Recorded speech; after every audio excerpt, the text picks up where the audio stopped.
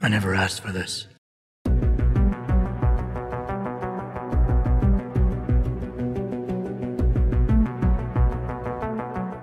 It's hard to believe it's been 5 years since Deus Ex Human Revolution released to critical and commercial success, though that game's director's cut, Deus Ex The Fall, and Deus Ex Go have been stopgaps since then. Still, it's undeniable that all these other entries have done is whet people's appetites for a new full Deus Ex experience. Some story issues aside, Deus Ex Mankind Divided is definitely that.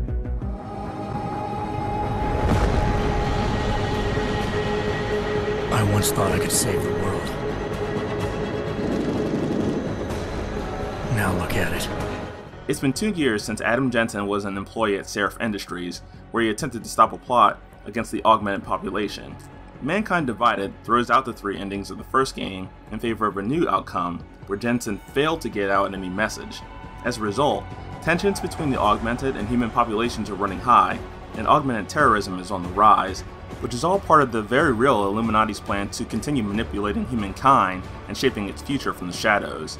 Enter Task Force 29, an Interpol outfit created specifically to combat the increasing threats of global terrorism. Jensen is a member of the Prague branch, as a double agent of the Juggernaut Collective, an attempt to get closer to those pulling the strings of the world.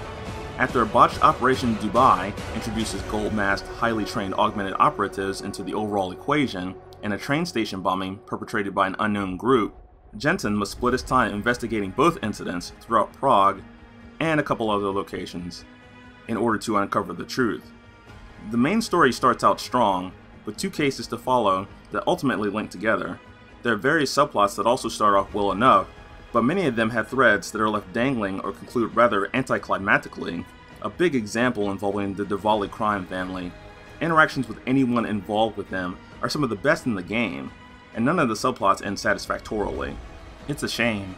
The same can be said of the main narrative itself, which runs rather linearly, builds rather impressively during the climax, and simply ends. Everything feels like the game was chopped up in favor of making the series a trilogy, and the narrative really suffers for it. This game has a season pass, so hopefully some of the DLC fleshes the story out a bit, but that shouldn't really be necessary.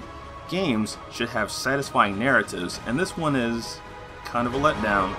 Where the game doesn't disappoint is in its gameplay, which is a blast.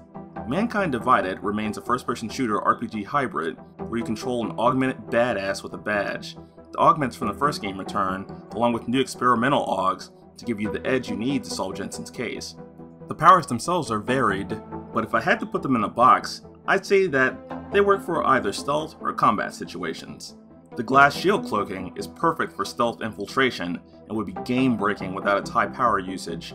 Leg silencers allow you to remain quiet without having to crouch, in case you want to walk or run quietly. Remote hacking, one of the experimental augs, is extremely helpful in disengaging trip lasers, shutting down cameras, and closing blinds, which help you remain undetected. If you get into a fight, and don't want to simply slip away, Titan armor makes it really hard to harm you, as long as your energy holds out. Peps throws people around, and can later be focused to knock people out. Typhoon returns, and works as a lethal and non-lethal crowd control. There are other upgrades that simply boost your overall abilities, like jumping, handling weapons, or regenerating battery power. And then, there are things like nanoblades that are generally lethal, but can be fired after a praxis upgrade for either lethality or distraction. A special note is the game's use of power consumption as a means of balance for the number of augmentations you can have equipped during most of the game. If you choose to use one of the new augs, you'll have to disable one you're not using. You can undertake a side mission early on to acquire a part needed to eliminate this restriction, and I highly recommend doing that as it pays off later. Overall, the entire suite of augments is top notch, and even with a mix of powers, you'll be prepared for anything. The reason for this is the absolutely excellent map design. The whole city is packed with direct and alternate entrances into many of the buildings. If you don't feel like taking the long way into an objective, you might be able to hack a door with enough skill invested and simply bypass every enemy and trap. Don't want to take the straight path? You've got smart vision and cybernetic arms enhancement installed? Pick up that heavy object and scoot through the ventilation duct you discovered. Or you can just go in guns blazing. Be ready to hear about that from your superior though. The design of the maps is so organic, you may stumble upon a new mission while trying to sneak around for your current one. How you handle confrontation is also well executed. I've already mentioned the fact that you can choose to be stealthy or forgo that option, and that those choices include deciding whether or not to be lethal, but I should add that, unlike in games like Dishonored, where killing enemies affected the outcome of the game over time, going commando in this game only really elicits negative comments from some coworkers and maybe a Picus news story or two. This is like Metal Gear Solid 4, where stealth is assumed and encouraged, but not really enforced. To this end, you even receive about the same amount of experience, though ghosting missions does give added bonuses. Some people may feel the lack of consequences are a bad thing, and I'm one of those people.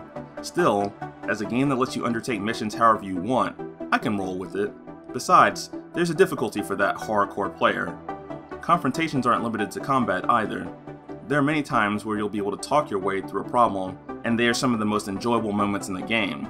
You can even use Casey's social augmentation to help swing conversations in your favor, as it analyzes people's body language and vitals to give you hints on how to respond. It also adds prompts to interrupt certain conversations that wouldn't be there otherwise. Graphically, Mankind Divided looks very good.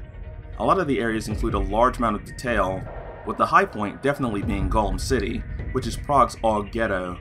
The console version uses a mixture of the settings that are available on PC and runs at 30 frames per second in general.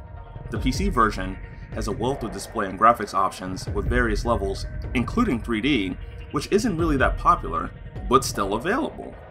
The number one hit to performance on PC is MSAA, which is VRAM hungry. I recommend not using it and using temporal anti-aliasing instead. Eidos really tried with lip syncing during conversation, but it feels a little off and the character animations are strange. They need to do better than this. The character models look good though, and Jensen looks even more like my father now. It's gotta be the beard, maybe the cybernetic arms. Everything combined, if you get a high-spec card, you'll have a great time with minimal stuttering. If you don't, time to dial back the settings a bit. The audio is fine. I like the voice acting for the most part. Elias Tofexis is as gruff as Jensen, though the amount of emoting he does is minimal.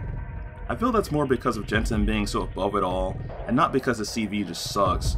The Prague citizens don't really have good Czech accents from my experience. There have been other comments that their accent affected English sounds closer to Russian. I feel the devs were simply trying to go for something vaguely Eastern European. It's a nitpick, I know. The music is good when it plays, but you'll hear more background voices. It's very cyberpunk. I dig it. What I don't dig is the long loading times, somewhat poor optimization, the presence of microtransactions in an otherwise balanced RPG, and Breach in general. That's probably because the part of the game it's based on is the single worst part of the overall game. Not to mention the fact that it feels like a free-to-play game, with its focus on purchasing item packs and its multiple currencies. Ugh. Whether or not you're fond of the narrative content, Deus Ex Mankind Divided is an excellent game whose flaws are only minor outliers that don't really harm the overall experience. It's hard to give it anything other than a must-buy recommendation, since it takes almost everything Human Revolution did and improves upon it. I would say PC is the way to go, but only if you have either great hardware or are ready for a sub 60 FPS game that looks and plays amazingly. Otherwise, console is your friend. Buy it. Then, maybe we can get an ending we deserve in a third game. I'm definitely asking for that. A little jokey joke to end the... Whatever. See you next time.